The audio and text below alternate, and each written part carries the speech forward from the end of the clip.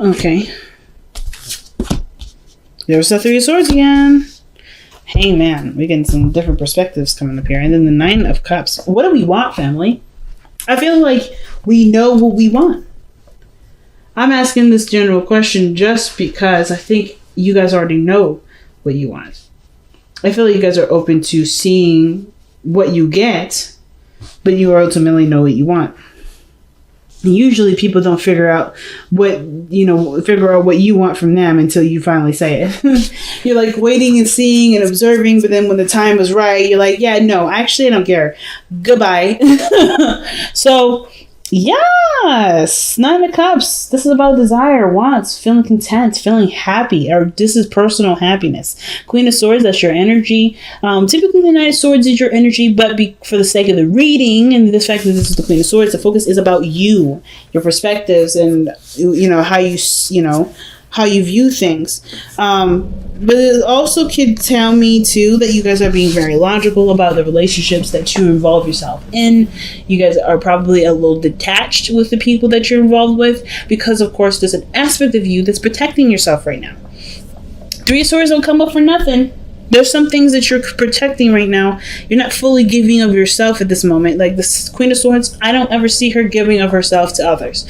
She's always reserved in some way, shape, or form because she's trying to protect herself. That reservation is what makes her truth so potent and so strong, and sometimes pretty gosh darn deadly and pretty gosh darn painful because she's not looking at the situation from your perspective. The Queen of Swords is typically the card for Libra. But Libra is also about rule following and following things by a certain way. And if there are certain things that she has in line, no matter what you do, it still does. Unless, of course, there's great reason, which is why this person, the Queen energies are usually more receptive than Kings. They'll at least see your side of the story, but usually they still stay the same way. So I feel like you're open but not open, Gemini. You have one foot in, one foot out. Like you're ready to kick someone's ass, but you're also waiting for them to put that glass slipper on your shoe, and you go about your business from there. Sorry for that really weird noise. It was my computer being crazy. Anyway, so in the past you had the Chariot. Things were going great. But I feel like the situation was going perfect as long as you kept things in an orderly fashion, kept moving, kept things in organized condition. As long as you took care of your needs, you were able to do what you need to do to get what you wanted out of it.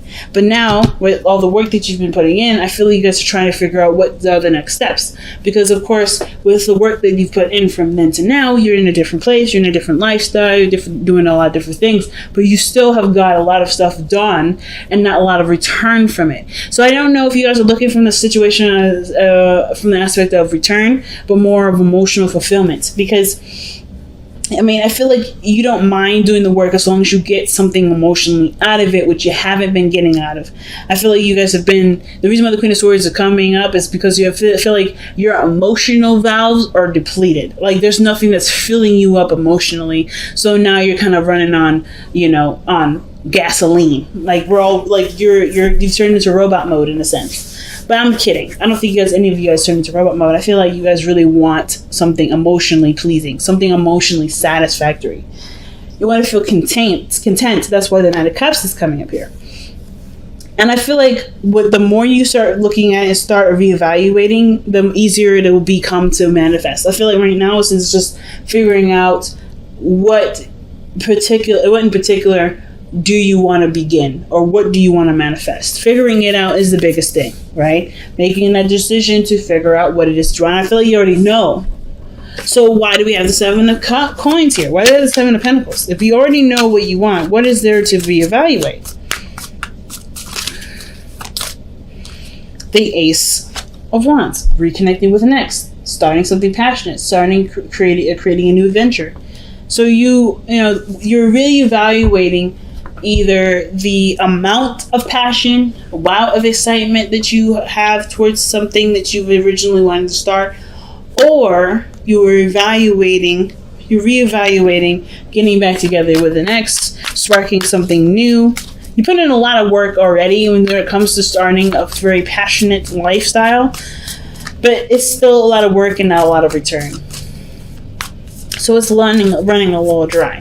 But I feel like, what about that passionate experience do you want? Like, what kind of passionate experience do you want? Because I feel like it's now detailing what exactly you are actually trying to go towards. You know what I'm saying? Because I feel like you guys have already created some sort of passionate spark, something that really got you going, that began a new journey, but it's not in the area of which you would prefer. So what is it that you prefer? And I feel like once you figure that out, God help y'all, okay? God help the world, because you're going to be manifesting like nobody's business, okay? He's like, yeah, I got it now. I'm ready to go. And it starts happening, the magician. So it's just only a matter of time. What area of passion do you want? What part of your life do you want to feel excited for? Or do you want to start building something of great value in? Like, and I know it's not the pace, it's not the Pentacles energy or anything like that, but the Wands energy, that's excitement, it's passion, it's creativity. You know, it's very Leo-like energy. So I love it. Your best path to follow, the best path to follow is the Page of Cups. So the Page of Cups coming up in your best path to follow, what the Page of Cups really means is that, this, something that you need to nurture, take time and taking care of.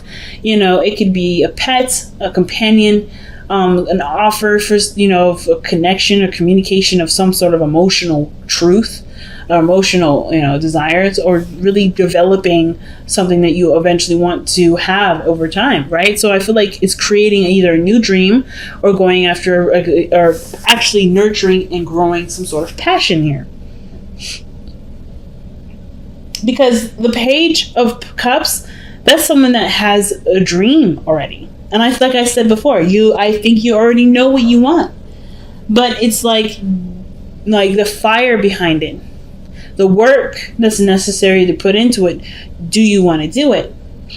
Is that there? Do you have that? Do you want that? Is that aspect right there something that that can lead to what you want? And some of you guys, it could be that you guys actually don't know in what area do you guys want this excitement to be, or this new, passion, this new project to come out of, or this new relationship, how you want this relationship to rekindle, or to be kindled, period. But I feel like if you start somewhere, it'll be a lot easier to pinpoint. So I feel like for a lot of you guys, you kind of have like a prelude to your story. Some of you guys are starting something that's not necessarily very serious, but you've put in a lot of work to at least see what area and what direction do you want to go in, right? What are you trying to achieve? You want a friend, but you want someone that can grow with you and can still keep up with you. I'm thinking of the 3 Cups, 3 of Swords, and the 8 of Wands. Someone that you could connect with, someone that's your tribe, someone that you mesh with so freaking well. Someone that you can enjoy life with, someone that you can overcome pains and shadow selves and shadow growth with, that you can really, really grow with. It's this person that can trigger you, that help you look at yourself a lot more, but also can still go with the flow, that doesn't stop or get a little crazy when situations start to take a little bit of a different turn, right? They can go with the swing. And I feel like with the Page of Cups is like going for your desire, focusing on what you want, but feeling it for yourself. Do you have all those aspects in yourself? Because the only way for you to manifest whatever it is that you want, Gemini, you have to have that already preset, right? So I feel like with the Page of Cups, it's like, so how do you give yourself this? How do you make yourself feel this way? Do you have something already in progress that you're growing, taking time to build? Is that coming to fruition? Is this are you doing this for yourself in some area? Let's see what additional information we can get with the Page of Cups. Page of Cups. Why is Page of Cups coming out for Gemini's advice? Maybe it's talking about expressing your love to somebody, extending your feelings out to somebody. Could be. Oh no, probably not. Knight of Swords, 7 of Swords. The Knight of Swords doesn't do anything in secret. He's moving too fast, and he doesn't give a fuck enough to actually be careful in that area, to be more cautious and sneaky. But you got 2 cards here, man. 2 confusing cards together. Like, this combination I would never thought I'd see. But then what's interesting about these two cards too is they're going in the same direction. One's more calculated and more scheming, a little more sneaky, not necessarily, open to expressing what they're doing. They're just kind of being like, well, just minding my business, when they're really clearly doing something they probably want to keep to themselves. But the Knight of Swords, he's very vocal. He's very outgoing. He's very like, hey, this is what's happening. This is my truth. Get out of my way if you don't want to hear it. But both of these two are not the same in regards to how they deliver their message or how they deliver certain things. Knight of Swords, he will bulldoze you. He will run you over. Versus the Seven of Swords, where he would just prefer you to he would just prefer never to run into you at all. So he'll take detours. I feel like the Seven of Swords is always that person that will take the detour, do something that's, evasive, they're just trying to get out of Dodge, right? So I kind of feel like what's interesting is that there is a huge amount of risk. This huge amount of risk. Because the Seven of Swords can also indicate risk. So this is just somebody being sneaky and weird. But they have to take a risk about being honest and, forward about what they want. I feel like there may have been some sort of passion sparking with somebody, but you put in a lot of the work. And I feel like so ultimately this may be something that you do want, but it does require you to apply yourself. Okay. Wow. Interestingly enough. Interesting reading so far. So your external energy is the Ten of Swords. Something ended, but you put a lot of work into it. Or that something that's coming to an end here. I honestly feel like it's the evaluation process. I'm just going to lay that out there. I feel like it has to do with evaluation. Because just by the Seven of Coins and the Ten of Swords, there's a lot of reviewing. What have you done? How much work did you put in? What's come out of it so far? Something has come out of it. And I feel like it's excitement, it's passion, it's a new inspiration towards something that you may want to go for. But it had to happen from an ending. Or something's coming to an end, which has to do with what you've been working really hard to get inspiration from. Let's see what... Jesus. Ten of Swords and the Lovers. The connection that you have with somebody may be ending here. Or this is an ending. This is about the ending of some sort of connection between you and a person. This is also your card, Gemini. I don't know why it's not focusing. There we go. But yeah, the Lovers is your card, Gemini. Bouncing. It's not bounce of the head and your heart, but it's sometimes seen as a choice. How I personally read it is the acceptance of your head with your heart working together with it as a team with your heart, versus your mind trying to convince your mind trying to convince your heart of something else, and of course your heart being extremely stubborn with it. I feel like the acceptance portion definitely really says a lot when it comes to the Ten of Swords, because the Ten of Swords, that's a card that does talk about deep acceptance. This cannot be changed. This situation is the rawest of the raw of all kinds of all the endings in the tarot. So the fact that this ending is so brutal and so painful, the only way for you to be able to love yourself and to move forward from it is by accepting this loss, accepting the situation as is, and knowing that there can be potential for greatness despite what has already happened. So the Ten of Swords comes up twice in this reading, but is also coming up with the Lovers. So interesting pairing. But I kind of feel like for some of you guys, it may have to do with a breakup, with something that's some sort of attachment or some sort of ending with somebody that you had a really close connection with. Really, really close. And then, as a matter of fact, if we look back at the three cards that fell out with the Three of Cups, Three of Swords, that's a connection that's triggering. That's a reunion that triggers you, or there's something. This is about your inner circle. That's about your inner circle and the part of that inner circle that triggers you. But I feel like that's something that you want. Even if it triggers you, it's something that you do want. It's just scary to put yourself out there. That's the thing. That's why you have the Knight of Swords and the Seven of Swords. Because that really weird tug and pull. Like, I don't want to do this, but I do want to do this. You're reevaluating it because your mind is like, "What? Remember what happened last time?" But your heart is like, "Yes, this is it. This is my happiness." Are you going to allow yourself to do it, Gemini, now? Because I think the only thing the Seven of Coins is doing isn't really reevaluating. I feel like it is just I think it's reevaluating in the sense of how to make it successful for you. But I feel like it's also, a way of procrastinating. I think everybody's got a really weird procrastinating energy. But only, of course, right, to protect ourselves, to actually be sure that we can handle this. Because we don't want to hurt. We don't want to feel any pain. But pain also leads to great happiness and to great love. It can lead to those great things, especially with all of that coming to yourself. So the Three of Swords coming up in your hopes and fears. I think you want to overcome the pain that happened here with the Ten of Swords in the past.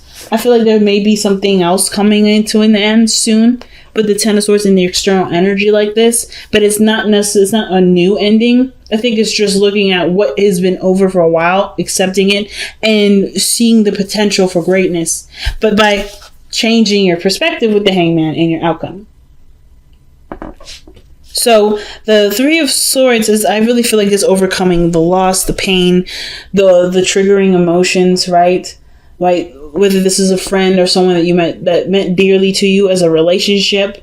This is something that you really hope to overcome so that you can be open to seeing the world from a different angle, from a different view, to move forward with your life and know that you have, and know that you'll be okay, because you survived one of the greatest pains in your life.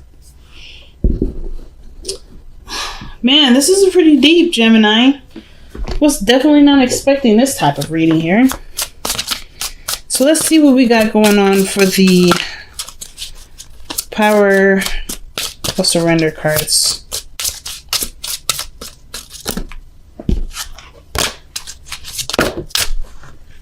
Okay, surrender your belief in scarcity.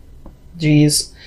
The universe is asking you to open to the infinite nature of abundance. In this way, you can remove blocks in your life and succeed beyond your wildest dreams. The Ten of Swords, the loss, man. That's the only thing at this moment that's not necessarily standing in your way, but it's like the building block that's there that will propel you forward. It's such a huge position. So let's see what time for a nap though. But also take a break. Take some time to rest. Take some time to rejuvenate, to recover, to heal from what you've already experienced. The Ten of Swords is not an easy energy to overcome. It's totally not. And the fact that you're already trying to figure out what your next action is, it's great. But do you have the energy to take all that on after overcoming this serious ending? I feel like giving yourself that time, giving yourself that space, and make sure that you take that rest to make sure that you have all your needs taken care of before going on the journey. I feel like you're on point then. Time for a nap is reminding us that our body needs time to rejuvenate and to heal, to recover, to rest.